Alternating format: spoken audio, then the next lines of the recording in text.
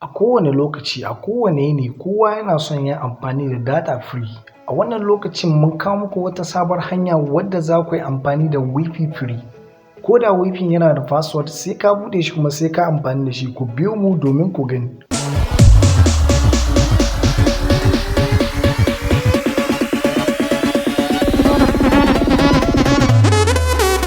Assalamu alaikum, barkanmu da yau, barkanmu da sake saduwa a cikin wannan channel ta mai suna Nagande Online TV. A wannan bidiyon namu mun kawo muku wata sabuwar hanya wadda za ku yi amfani da WiFi free ko da yana da password sai ka buɗe shi ka yi amfani da shi.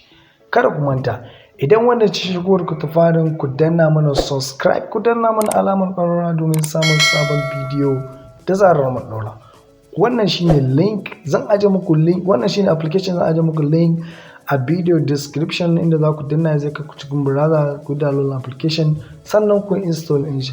Already zai bude muku kamar ku gani, nan shine farkon fuskar da zai nuna muku advertising. A can sama idan kuka diba za ku ga cancel icon. Shi wannan cancel icon in za ku taba shi. Bayan ku taba shi zai wuce muku, nan zai nuna muku inda za ku gani optional abubuwan da zaka bubbudewa, zaka yi abin da zaka ba su allowed su bude a cikin phone ɗinka da komai da komai. Sannan kuma komai zaka yi connecting da wannan dole sai ka bude wifi ba wai data ba, ko kuma zaka yi connecting in hotspot da dai sauransu.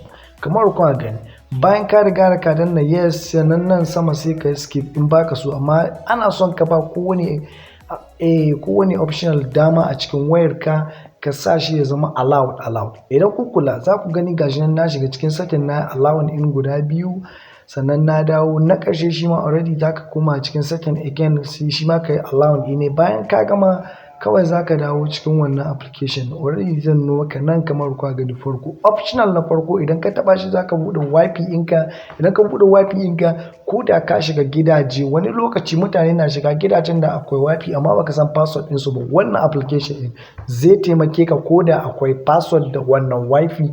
Idan ka buɗe shi zai buɗe maka lafiya lau kuma zai baka password ɗin da zaka sawa kai connecting wannan wifi ka amfani da shi cikin sauki ba tare ka sha wahala ba. Kamar kwa gani yanzu gashi nan ina checking wifi yanzu haka inda nake zaune babu wifi.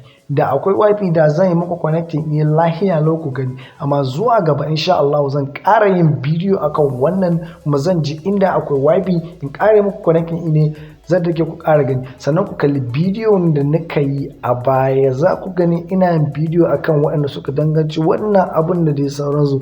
Ku kalli bidiyo na baya, za ku kalli komai da ku, za ku ga duk abin da ya danganci samun data, wifi free da dai sauransu. Za ni ɗora kawo muku su a cikin wannan channel ita mai suna Nagande Online TV. Mun gode. A wannan bidiyon a nan muka kawo ƙarshen wannan bidiyon namu, sai wani lokaci idan mun sake haɗuwa. Kar ku manta, idan wannan ce shigowar ku ta farin, ku danna mana subscribe, ku danna mana alamar ƙararrawa domin samun sabon bidiyo da zarar mun ɗora. Wannan shine setting application in zaka iya shiga ka buɗe notification sama, kuma zaka iya kashe shi ba tare ka sha wahala ba. Mun gode.